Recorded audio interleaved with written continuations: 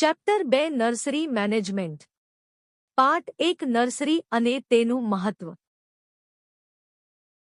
પરિચય નર્સરી એવી જગ્યા છે જ્યાં વાવેતરની સામગ્રી બીજના અંકુરણ અને રોપાઓ સારી રીતે મેળે છે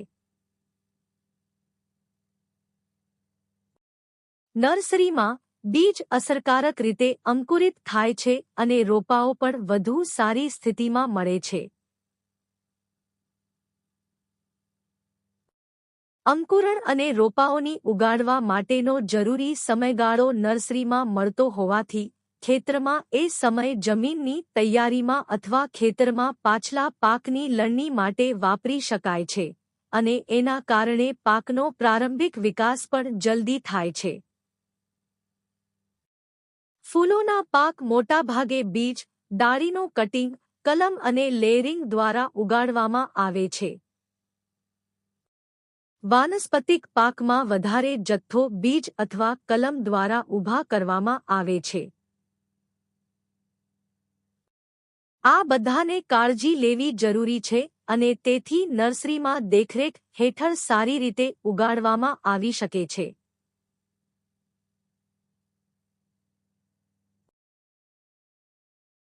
જરૂરી સાઇટ પર ટૂંકા ગાળા માટે નર્સરી સ્થાપિત કરી શકાય છે જેથી વાવેતર માટેની તમામ આવશ્યક સગવડો હાથવગી હોય આને કામચલાઉ નર્સરી કહેવામાં આવે છે જે કોઈ ચોક્કસ પ્રોજેક્ટ માટે પરિણામલક્ષી હોય છે વૈપારિક નર્સરીઓ ઊંચા નફાના ગાળા સાથે વાવેતર સામગ્રી વેચવાના લક્ષ્યાંક સાથે ઊભી કરવામાં આવે છે આવી નર્સરી એ વ્યક્તિગત મથકો છે જ્યાં ગુણવત્તાવાળી વાવેતર સામગ્રી તૈયાર કરવામાં આવે છે નર્સરીમાં લગભગ તમામ જરૂરી ખેતીના સાધનોની જરૂર હોય છે એક આદર્શ નર્સરીમાં ગુણવત્તાવાળા મૂળિયા માધ્યમો કુશળ મજૂર અને વિશિષ્ટ નર્સરી સ્ટ્રક્ચર્સ હોવા જોઈએ તેમાં વાવેતર અને તેની જાળવણી પ્રજનન અને ઉત્પાદકતા મુખ્ય છોડની જાળવણી વિવિધ ખેતી વિષયક અને વિશેષ નર્સરીના સાધનો યંત્રો અને તેમના જાળવણી પાક સંરક્ષણના પગલાં વગેરે સામેલ છે પાર્ટ 1 નર્સરી અને તેનું મહત્વ નર્સરીનું મહત્વ સારી સંભાળ અને વ્યવસ્થાને કારણે નાના અને ખર્ચાળ સંકર બીજના બગાડમાં નોંધપાત્ર ઘટાડો થયો છે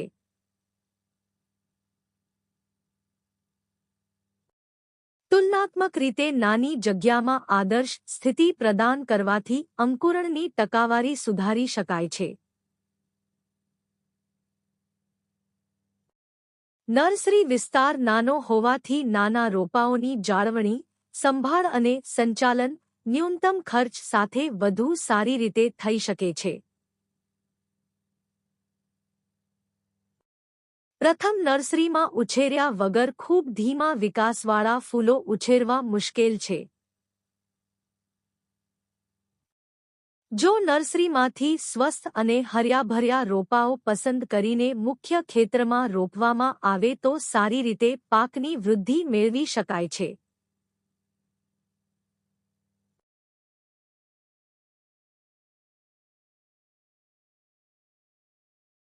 નર્સરીમાંથી ઉછરેલા રોપાઓ લેવાને કારણે મુખ્ય ખેતરમાં પાકના સમયગાળાનો ઓછામાં ઓછા 1 મહિના જેટલો ઘટાડો થાય છે જે જમીન અને મજૂરી બચાવે છે અને પાછલા પાકની લણણી માટે પૂરતો સમય આપે છે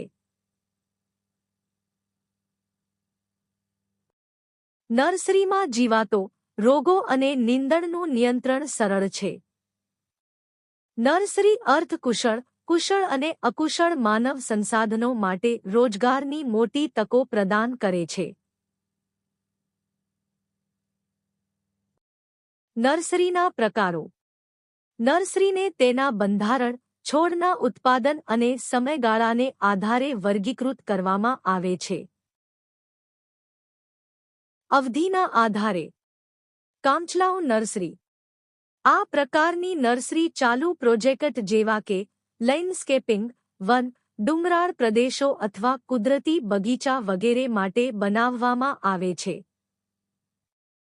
તેને સાઇટ પરની નર્સરી, નર્સરી ઓન સાઇટ પણ કહી શકાય.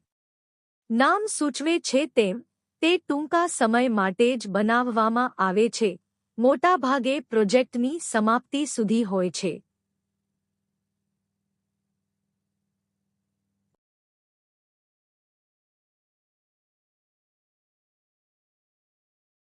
આ કામચલાઉ નર્સરી લેન્ડસ્કેપિંગની મોસમી આવશ્યકતાઓને પૂર્ણ કરે છે. આ નર્સરી પ્રોજેક્ટની જરૂરિયાત પ્રમાણે રોપાઓ હંગામી ધોરણે ઉત્પન્ન કરે છે અને તેનો સંપૂર્ણ ઉપયોગ પ્રોજેક્ટમાં જ થાય છે અને આ રોપાઓ કોઈપણ પ્રકારના વેચાણ માટે નથી વપરાતા. રોપાઓ માત્ર એક સિઝન માટે ઉછેરવામાં આવે છે અને જેવા રોપાઓને પ્રોજેક્ટમાં રોપવામાં આવે છે, નર્સરીની ભૂમિકા પૂરી થઈ જાય છે. તેથી તેને મોસમી નર્સરી પણ કહેવામાં આવે છે. આવી હંગામી નર્સરીના કેટલાક ફાયદા અને ગેરફાયદાઓ નીચે મુજબ છે. આવી નર્સરીમાં પ્રારંભિક રોકાણ ખૂબ જ ઓછું હોય છે. આવી નર્સરીને લીધે પરિવહન, ટ્રાન્સપોર્ટેશન ની જરૂર રહેતી નથી, તેથી તે પરિવહનની કિંમત ઘટાડે છે. બીજું, રોપાઓ માટે ટ્રાન્ઝિશનલ આંચકો નહિવત છે. હંગામી નર્સરી માટે વધારાનું કોઈ ઇન્ફ્રાસ્ટ્રક્ચર બનાવવું જરૂરી નથી. જરૂરિયાત પ્રમાણે જ છોડ તૈયાર કરવામાં આવે છે અને તેનો સંપૂર્ણ ઉપયોગ થતો હોવાથી બીજનો બગાડ તેમજ રોપાઓના મૃત્યુદરનું પ્રમાણ ન્યૂનતમ છે.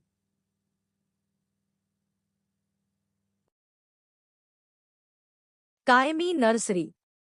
આ નર્સરીઓ જ્યાં જરૂરી હોય ત્યાં સતત વાવેતર સામગ્રી સપ્લાય કરવાના દૃષ્ટિકોણથી સ્થાપિત કરવામાં આવી છે. નામ સૂચવે છે તે મુજબ તમામ જરૂરી ઇનપુટ્સની ઉપલબ્ધતા સાથે માળખાગત સુવિધા તેમાં કાયમી સામેલ છે.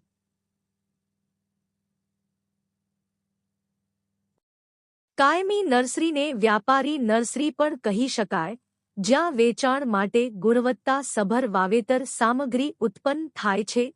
નર્સરીની પ્રતિષ્ઠા ઉત્પાદિત વાવેતરની સામગ્રીની ગુણવત્તા પર નિર્ભર છે. કાયમી નર્સરીમાં office, store, mother blocks, nursery પલંગ, સંરક્ષિત સંરચના, સિંચાઈ સ્ત્રોત, વીજળી, પરિવહન સુવિધાઓ, પેકિંગ યાર્ડ, ખાતર, પશુઓ અને મશીનરી શેડ હોવા જરૂરી છે. તેઓ ખરીદી વેચાણનો રેકોર્ડ, મુખ્ય છોડનો રેકોર્ડ અને ઇતિહાસ અને ઉત્પાદિત વાવેતર સામગ્રીનો રેકોર્ડ રાખે છે. તેમાં કુશળ કામદારો, સુપરવાઇઝર અથવા મેનેજરિયલ સ્ટાફ કાયમી ધોરણે જરૂરી છે. વાવેતર સામગ્રીના ઉછેર, વિકાસ અને સંખ્યા વૃદ્ધિ માટે જરૂરી સાધનો અને યંત્રો ખૂબ મહત્વના છે.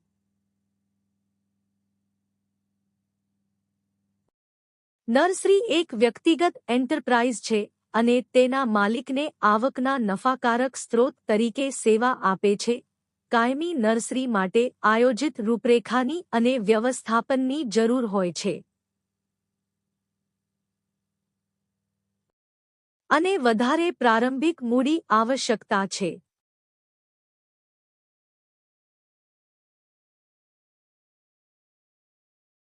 ઉત્પાદિત છોડના પ્રકારના આધારે.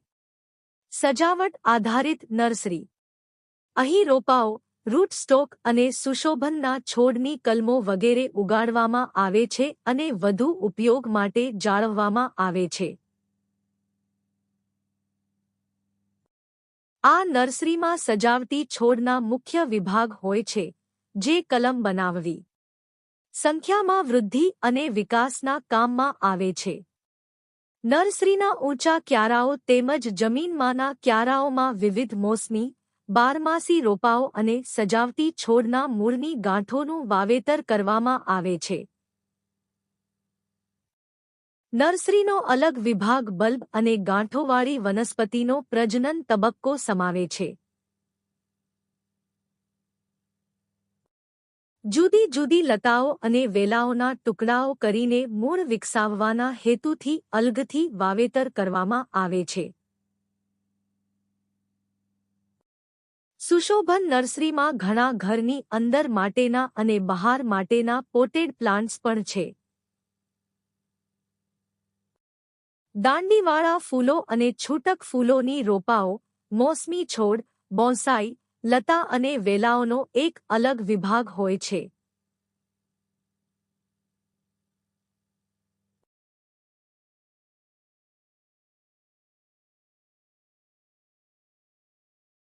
શાકભાજી નર્સરી.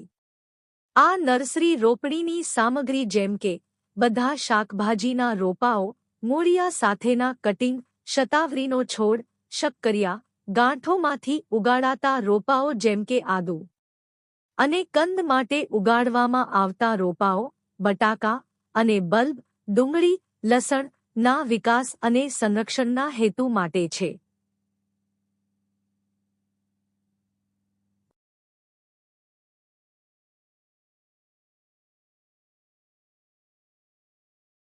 ફળ છોડની નર્સરી. આ નર્સરીમાં રોપાઓ અને મૂળિયા સાથેના કટિંગ, ફળની મોરવાળા છોડ, કલમ, ફળના ઝાડ ઉગાડવામાં આવે છે અને વધુ ઉપયોગ માટે સુરક્ષિત કરવામાં આવે છે. આ નર્સરીમાં વિવિધ ફળના પાકનો મુખ્ય વિભાગ હોય છે.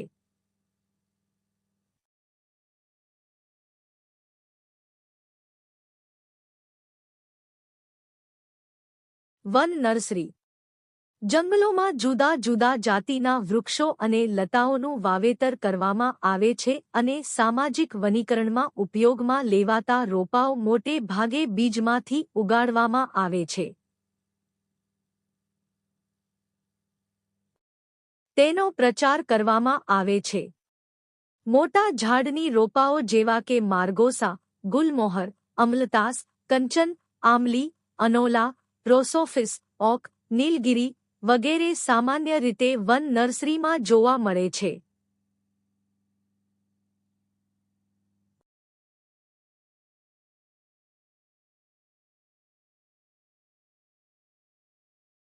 નર્સરીની રચનાના આધારે. ખુલ્લી ફિલ્ડ નર્સરી. આ નર્સરીઓ ખુલ્લા વિસ્તારોમાં કોઈપણ કાયમી માળખા વગર સ્થાપિત થાય છે. સામાન્ય રીતે ઊંચા, જમીનમાં અથવા ખાડા કરીને તૈયાર કરેલા ક્યારા હોય છે. કુદરતી પર્યાવરણીય પરિસ્થિતિઓ સામે આ નર્સરી સંવેદનશીલ છે.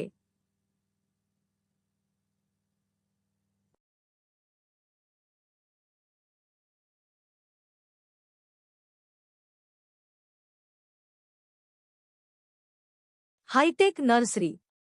આ પ્રકારની નર્સરી સંરક્ષિત માળખા હેઠળ સફળતાપૂર્વક સ્થાપિત કરી શકાય છે.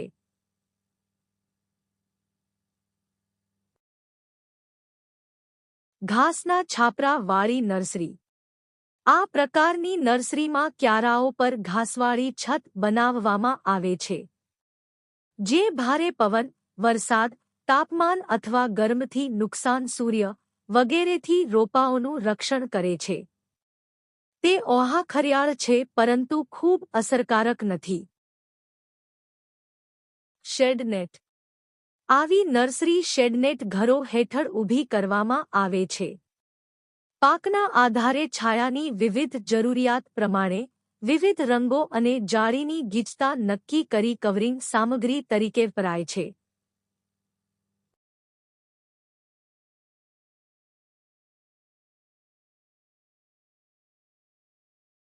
પોલીટનલ. ટનલ બનાવવા માટે નર્સરીને પ્લાસ્ટિક સામગ્રીથી ઢાંકવામાં આવે છે. તે એક નાનકડું માળખું બને છે, જે ગ્રીનહાઉસ જેવી અસર ઉત્પન્ન કરે છે. ખૂબ ખર્ચાળ ન હોવા ઉપરાંત તે બાંધવું અને તેને છૂટું પાડવું સરળ છે. આમાં રોપાઓ ઠંડા, પવન, તોફાન, વરસાદ અને હિમથી સુરક્ષિત છે. સુધારેલી પરિસ્થિતિઓને લીધે અંકુરણ અને છોડની વૃદ્ધિનું પ્રમાણ આમાં વધુ સારું છે.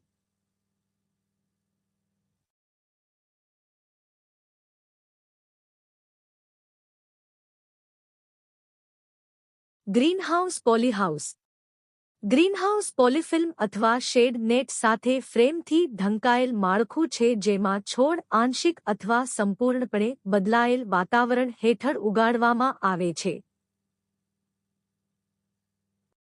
આવી રચનાઓમાં પર્યાપ્ત વેન્ટિલેશન પ્રદાન કરવામાં આવે છે અને મોટેભાગે તાપમાન અને ભેજ નિયંત્રિત ઉપકરણો પણ હોય છે. રોપાઓ જમીનથી ઊંચા ક્યારા પર અથવા પ્લગટ્રેમાં સ્ટ્રક્ચરની અંદર ઊભા કરવામાં આવે છે. પ્લગટ્રે નવા અંકુરિત થયેલા છોડ અને ટિશ્યુ કલ્ચરથી ઉગાડેલા છોડ માટે વપરાય છે.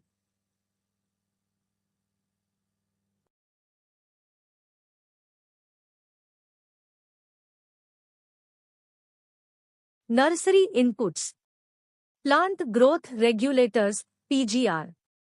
તે પોષક તત્વો સિવાયનું એક જટિલ કાર્બનિક સંયોજન છે જે ખૂબ ઓછી માત્રામાં અપાય છે અને છોડના વિકાસને પ્રોત્સાહન આપવા અથવા વૃદ્ધિ અટકાવવા માટે સક્ષમ છે. છોડના વિકાસના નિયમનકારોનો ઉપયોગ ફૂલોની વૃદ્ધિ, વિકાસ અને ફૂલોના હોડની ઉપજ વધારવા તેમજ ઘટાડવા થાય છે.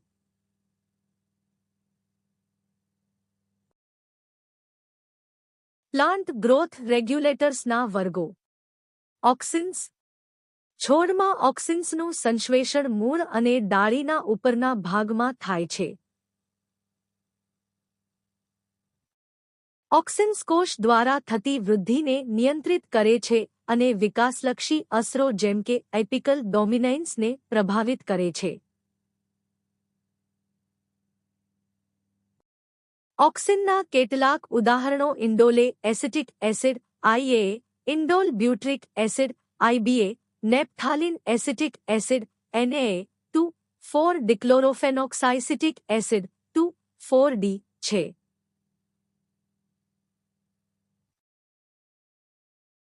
સાયટોકાઇનિન્સ. સાયટોકાઇનિન્સ છોડમાં એમિનો એસિડ્સના પરિવહનમાં મદદ કરે છે. તેઓ સેલના વિભાજન અને સંવેદનાને પ્રોત્સાહન આપે છે. ઝિબ્રેલિન્સ.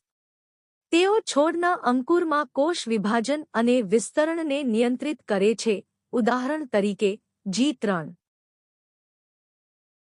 ઇથિલિન. તે ગેસિયસ હાઇડ્રોકાર્બન છે અને તેને રાઇપનિંગ હોર્મોન તરીકે ઓળખાય છે. હોર્મોન, ઉદાહરણ તરીકે એથેફોન, એથ્રલ.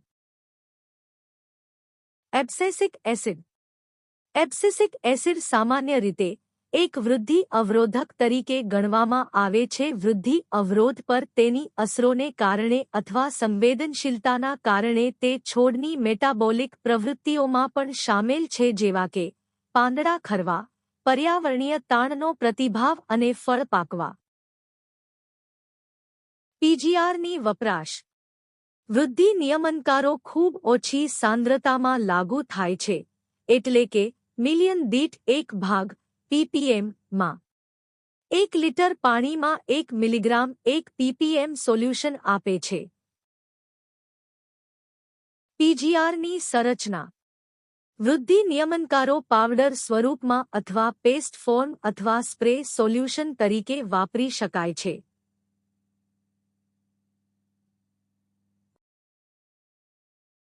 ફૂલોના પાકમાં પ્લાન્ટ ગ્રોથ રેગ્યુલેટર્સ એપ્લિકેશન.